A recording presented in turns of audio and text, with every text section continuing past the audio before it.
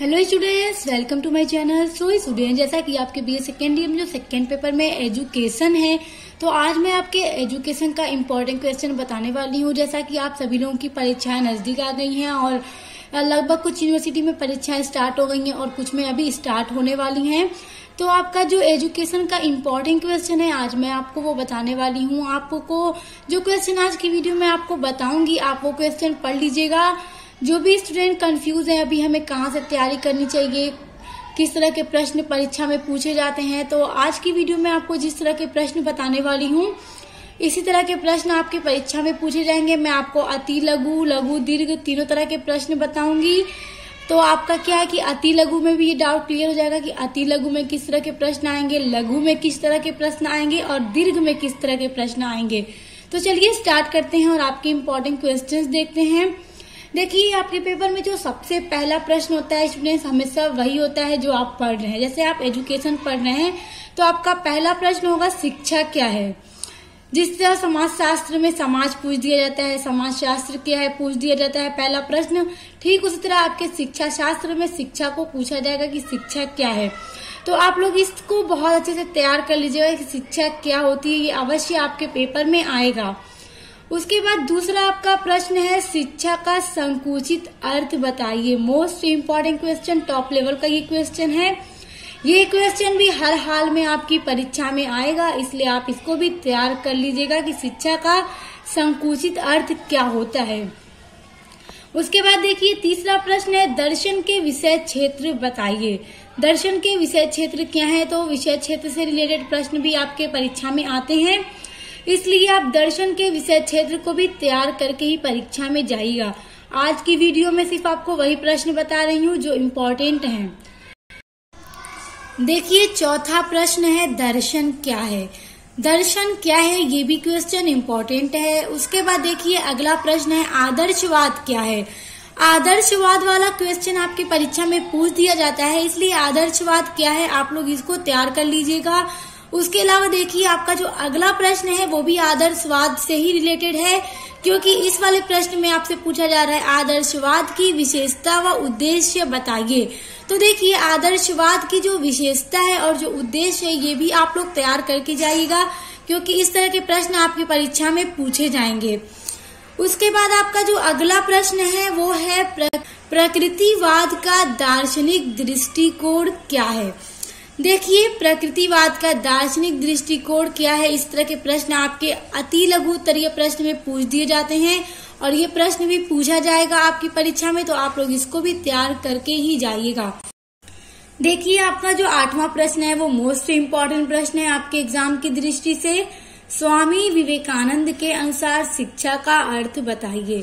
देखिए जो स्वामी विवेकानंद है उनके अनुसार शिक्षा का क्या अर्थ है, ये बहुत इम्पोर्टेंट प्रश्न है और ये प्रश्न परीक्षा में पूछा जाता है, इसलिए आप लोग इसको जरूर तैयार कर लीजिएगा एग्जाम में जाने से पहले, क्योंकि अगर ये आपकी परीक्षा में पूछ दिया जाए तो आपको आंसर इस तरह से याद रहेगा, क्योंकि इस तरह के क्वेश्चन परीक्षा में पूछे ही जाते हैं।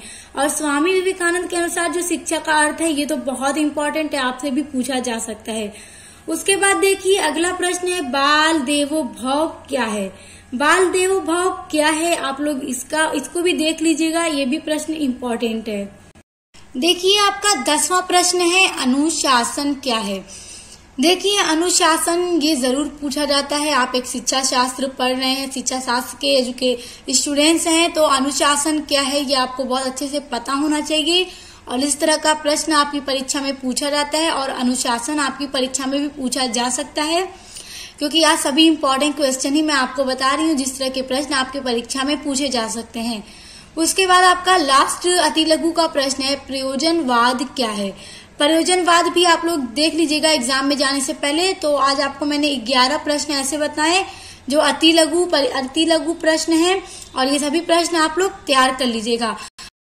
देखिए स्टूडेंट्स, अब मैं आपके लघु उत्तरीय प्रश्न बता रही हूँ और जिस तरह से मैं आपको प्रश्न बता रही हूँ, क्योंकि आपके एग्जाम में अगर लघु उत्तरीय में ये प्रश्न पूछे जाएंगे तो आपसे कहा जाएगा कि 200 शब्दों में इनका उत्तर दीजिए। और अगर यही प्रश्न आपसे दीर्घ उत्तरीय में पूछे जाएंगे तो आपसे कहा जाएगा कि 500 शब्दों में इन प्रश्नों के उत्तर दीजिए। तो देखिए, प्रश्न लघु हो या दीर्घ हो लगभग सेम पूछे जाते हैं, बस आपको आपकी जो शब्दों की सीमा है वो बता दी जाती है कि आपको 200 शब्दों में देना है या 500 शब्दों में देना है। तो देखिए, आपका जो पहला प्रश्न है वो है गांधी जी की बुनियादी शिक्षा का संक्षेप में वर्णन कीजिए। देखिए, गांधी जी की जो बुनियादी शिक्षा का संक्षेप में वर्णन करने के लिए पूछा जाएगा और ये प्रश्न बहुत इंपॉर्टेंट है। तो देखिए, अगर ये प्रश्न आपसे आपके लघु उत्तरीय में पूछ दिया जाए तो आपसे कहा जाएगा 200 शब्दों में उत्तर दीजिए, और अगर दीर्घ में पूछ दिया जाएगा तब कहा जाएगा 500 शब्दों में उत्तर दीजिए। तो अब जिसमें पूछ दिया जाए आप उसी हिसाब से उत्तर दे दीजिएगा। लघु में पूछे 200 में दे दीजिएगा, दीर्घ में पूछे 500 में उत्तर दे दीजिएगा। तो लघु और दीर्घ में लगभग प्रश्न जो हैं सेम पूछे जाते हैं। इसी टाइप के प्रश्न आपके दीर्घ में भी पूछे जाते हैं। उसके बाद देखिए, 13वां प्रश्न है स्वामी विवेकानंद के स्त्री शिक्षा पर विचार बताइए। तो देखिए स्टूडेंट्स, ये स्वामी विवेकानंद की जो स्त्री शिक्षा के विचार हैं ये बहुत इंपॉर्टेंट हैं, आप लोग इसको जरूर तैयार कर लीजिएगा। तो मैंने आपको पहले ही बता दिया है कि लघु और दीर्घ के प्रश्न इसी तरह से पूछे जाते हैं, बस शब्द बता दिए जाते हैं कि 200 शब्दों में देना है या 500 शब्दों में देना है। तो अब जिसमें आपके ये प्रश्न पूछे जाएंगे आप उसी हिसाब से उत्तर दे दीजिएगा। उसके बाद देखिए, 14वां प्रश्न है अंतर्राष्ट्रीय विश्वविद्यालय की विशेषताएं व इसके उद्देश्य बताइए। अंतर्राष्ट्रीय जो विश्वविद्यालय हैं उनकी क्या विशेषताएं हैं और उनके क्या उद्देश्य हैं, ये इम्पोर्टेंट प्रश्न है आपका, आप लोग इसको जरूर तैयार कर लीजिएगा। उसके बाद आपका अगला प्रश्न है प्रोजेक्ट योजना पद्धति की व्याख्या करते हुए इसके सिद्धांतों का उल्लेख कीजिए। Most important question. देखिए, प्रोजेक्ट योजना पद्धति की व्याख्या करते हुए आपको इनके सिद्धांतों का उल्लेख करना होगा, और ये क्वेश्चन आपके दीर्घ या लघु में पूछे ही जाएंगे, तो आप इसको जरूर तैयार कर लीजिएगा। उसके बाद आपका अगला प्रश्न है रविन्द्रनाथ टैगोर के शैक्षिक विचार व सिद्धांत बताइए। देखिए स्टूडेंट, जिस तरह से मैं आपको बता रही हूँ इसी तरह के प्रश्न आपकी परीक्षा में पूछे जाते हैं, तो आप लोग पहले देख लीजिए किस तरह के प्रश्न हैं, फिर इनके हिसाब से आप लोग अपने एग्जाम की तैयारी कर लीजिए। ये सब जो प्रश्न बता रही हूँ इनको भी तैयार कर लीजिए, और आपने अपने सिलेबस में पढ़ा ही होगा, आप लोगों ने कुछ तैयार किया ही होगा, तो ये सब भी आप तैयार कर लीजिए, आपका एग्जाम बहुत अच्छा हो जाएगा। रविन्द्रनाथ टैगोर के जो शैक्षिक विचार हैं, शिक्षा के विचार और सिद्धांत हैं, इसके बारे में भी प्रश्न पूछ दिया जाता है कभी कभी। देखिए, गांधी जी के अनुसार, स्वामी विवेकानंद के अनुसार और रविन्द्रनाथ टैगोर के अनुसार आप लोग जरूर तैयार कर लीजिएगा, इनमें से किसी न किसी का पूछ दिया जाता है। देखिए, आपका अगला प्रश्न है अरविंद घोष ने शिक्षा संबंधी विचारों का वर्णन कीजिए।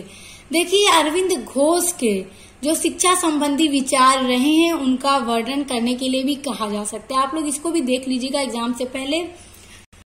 देखिए, आपका अगला प्रश्न जो है वो बहुत इंपॉर्टेंट है आपकी परीक्षा की दृष्टि से। आपका प्रश्न है शिक्षा का विश्लेषणात्मक अर्थ व प्रक्रिया बताइए। ये बहुत इंपॉर्टेंट प्रश्न है, ये परीक्षा में पूछा जाता है और आपकी परीक्षा में भी पूछा जा सकता है, इसको जरूर तैयार कर लीजिएगा।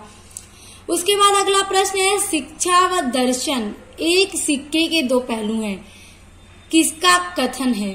तो देखिए, शिक्षा व दर्शन एक सिक्के के दो पहलू हैं, ये किसका कथन है आपसे पूछा जा रहा है, तो आप लोग ये देख लीजिएगा ये कथन किसका है। और स्टूडेंट, सम टाइम ये क्वेश्चन आपसे इस तरह भी पूछा जा सकता है कि शिक्षा व दर्शन एक सिक्के के दो पहलू हैं, मतलब व्याख्या कीजिए।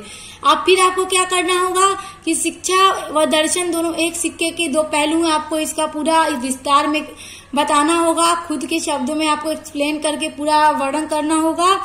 तो दोनों तरह से आपके प्रश्न पूछे जा सकते हैं, इस तरह से पूछे जा सकते हैं किसका कथन है, कहा जा सकता है इस कथन की व्याख्या कीजिए। तो आप लोग इसकी व्याख्या भी तैयार कर लीजिएगा, अगर आपसे पूछ दिया जाए तो आपको आसानी हो जाएगी। उसके बाद आपका अगला प्रश्न है मॉन्टेसरी पद्धति का मूल्यांकन कीजिए तथा इसके गुण दोषों पर प्रकाश डालिए।